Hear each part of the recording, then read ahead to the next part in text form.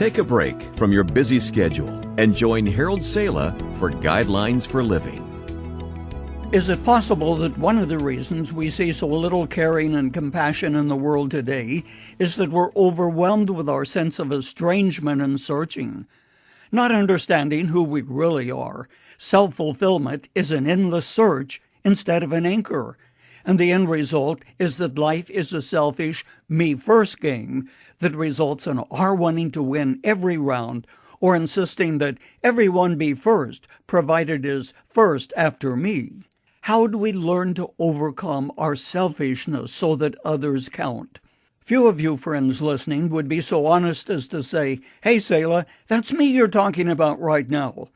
Let me tell you about an experience that really spoke to my heart, involving a blind Korean singer who seemed destined to obscurity or even death, but has changed the lives of many people through her beautiful music. Kim Wicks, the young lady whom I just mentioned, was riding in a taxi with me in Manila, Philippines, where I was speaking and Kim was singing. The taxi hit heavy traffic. We were going nowhere fast. A knock came at the window of the car, and I turned to see a blind beggar led by a little boy of about 9 or 10 years of age.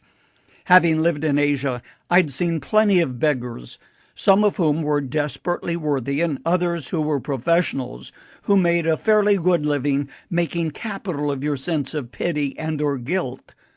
Long ago, though, I decided I would rather give to 9 undeserving individuals than to turn away the one sincerely hungry, hurting person.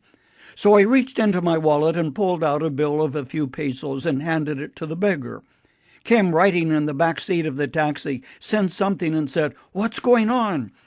I explained a beggar was at the window, and she immediately opened her purse and took out a bill many times larger than mine. "Here," she said, "give this to the beggar." Then she spoke words which quickly separated our motives as she said, "I know what it is to have to beg. I would have starved to death many times when I was a child if people had not given me food to eat." I responded because I cared. She responded because she had compassion. How do we move from the position of indifference to that of compassion? There are some steps. First comes concern. Get your eyes off yourself and look around you.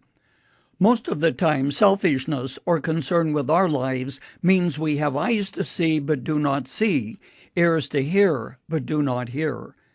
Blinded by selfish interests, we walk by the hurting person and don't see him. The next station in the conversation is caring. The realization that others count is part of the process. Yes, God can change your heart. But don't wait to care until a bolt of compassion streaks from the sky. Responding to hurting people produces care. It's the embodiment of concern. The step of action, which means you become involved. Finally, compassion results.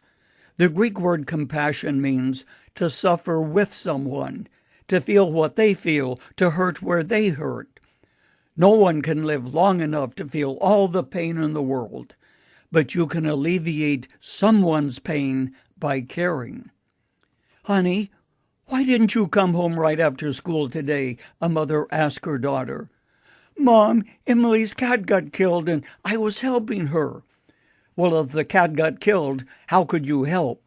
"I was crying with her," responded the little girl. God, give us more friends with compassion like that.